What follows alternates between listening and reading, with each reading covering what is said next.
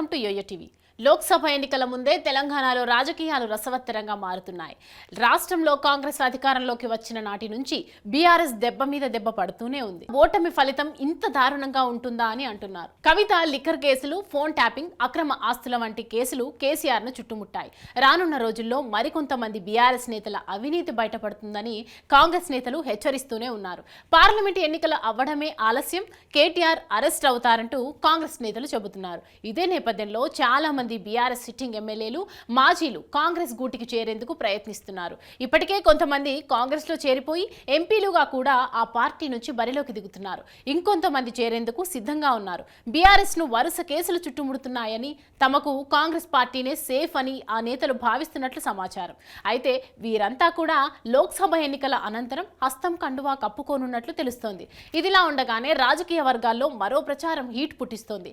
BRS trouble shooter Harish Rao Congress లో చేరనున్నారని అంటున్నారు. 22 మంది బీఆర్ఎస్ ఎమ్మెల్యేలు కాంగ్రెస్ లో చేరనున్నారని ప్రచారం జరుగుతుండగా ఆ ఎమ్మెల్యేల వెనుక బీఆర్ఎస్ ముఖ్య నేత హరీష్ రావు ఉన్నారా?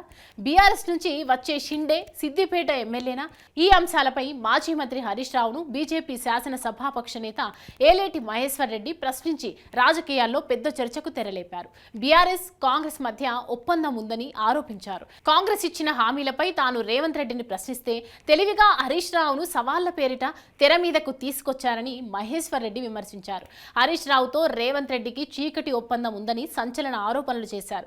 ఇప్పటికే మెదక్ జిల్లా బీఆర్ఎస్ ఎమ్మెల్యేలు రేవంత్ రెడ్డిని కలవడం వెనుక హరీష్ రావు హస్తం ఉందని ప్రచారం జరగ్గా తాజాగా మహేశ్వర్ రెడ్డి చేసిన వ్యాఖ్యలు చర్చకు దారితీస్తున్నాయి. పార్లమెంట్ ఎన్నికల ఫలితాల తర్వాత బీఆర్ఎస్ ఉనికిపై అనుమానాలు చోటు చేసుకుంటున్నాయి. బీఆర్ఎస్ నుంచి షిండేగా హరీష్ రావు అవతరిస్తారని కొన్నాళ్లుగా ప్రచారం జరుగుతోన్న సంగతి తెలిసిందే. ఈ నేపథ్యంలో రేవంత్ రెడ్డి, హరీష్ రావు మధ్య చీకటి ఒప్పందం ఉందని, కాంగ్రెస్ లో చేరే బీఆర్ఎస్ ఎమ్మెల్యేలకు నాయకత్వం వహిస్తోంది హరీష్ రావేనా అంటూ ప్రశ్నించడం రాజకీయంగా ప్రాధాన్యత సంతరించుకుంది. మహేశ్వర్ రెడ్డి వ్యాఖ్యలపై హరీష్ ఎలా స్పందిస్తారో చూడాలి.